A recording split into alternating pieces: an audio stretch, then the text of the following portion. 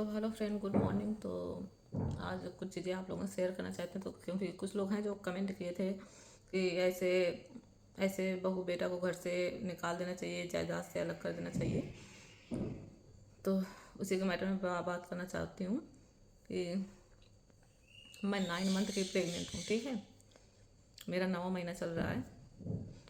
और अगर आप लोग सोचें कि आराम मुझे कोई या प्रॉब्लम, तो मुझको बहुत है क्योंकि मेरा सी सेक्शन पहले एक बार हो चुका है। तो मुझे इस बार प्रॉब्लम हो रही है ज़्यादा, लेकिन इससे किसी को कोई फ़र्क नहीं पड़ता है। तो जो लोग ये जो सोच रहे हैं ना कि घर में सास होती हैं तो आराम रहता है, प्रेगनेंसी में कुछ नहीं होता है।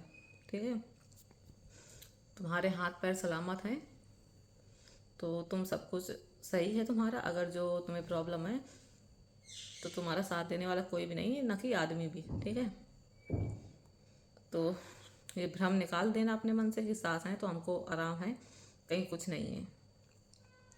मैं रात में सो नहीं पाती, मेरे रात में इतना दर्द होता है, मैं रात में सो नहीं पाती हूँ।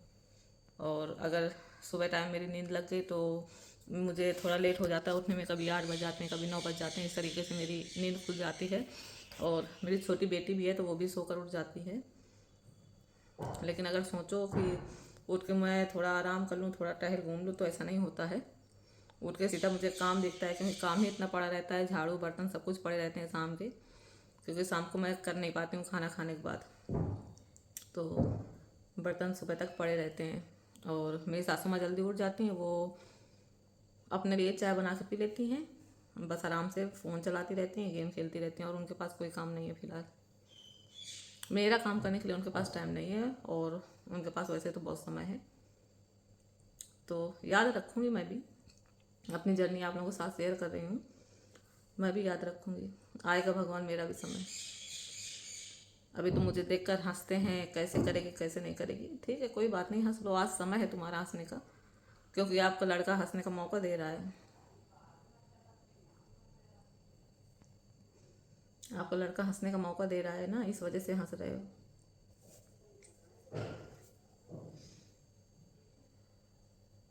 मुझे ना कभी कभी लगता है कि हर एक औरत इस सिचुएशन से गुजरती है।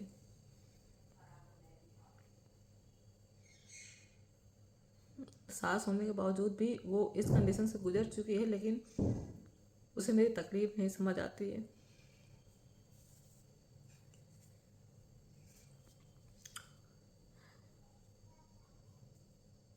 कोई नहीं, ठीक है,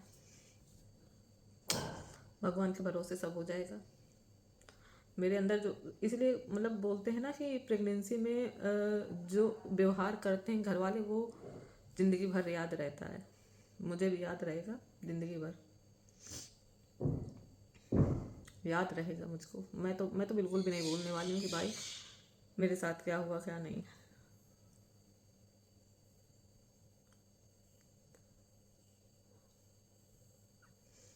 आज तकलीफ है, कल नहीं होगी। ठीक है, आदमी से कहना भी मैं सही नहीं समझती,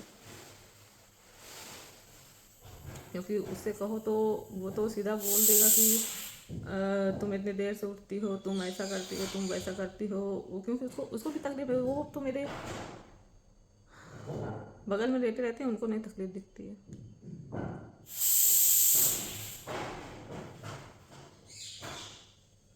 जब लेट हो जाता है तो हाँ, उनको जगाने का याद रहता है कि नहीं, हाँ इतना देर हो गया है, उठो अब। लेकिन कितने समय सोई है, कितने समय नहीं सोई है, कैसे सोई है, कैसे नहीं सोई है, इससे कोई मतलब नहीं है। तो उनसे कहना तो बेकार है।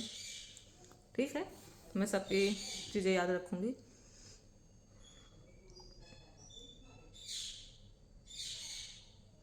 मैं ये सिंपैथी लेने के लिए वीडियो नहीं बना रही हूँ। मैं, एक कमेंट आया था तो मेरे मुंह से बस इतना सब निकल गया। और फिर जब इंसान किसी से शेयर नहीं कर पाता ना, तो कहीं ना कहीं तो वो अपनी मतलब कि अंदर की बातें तो निकालता ही है ना। तो चलिए देखते हैं आगे क्या होता है। बाय।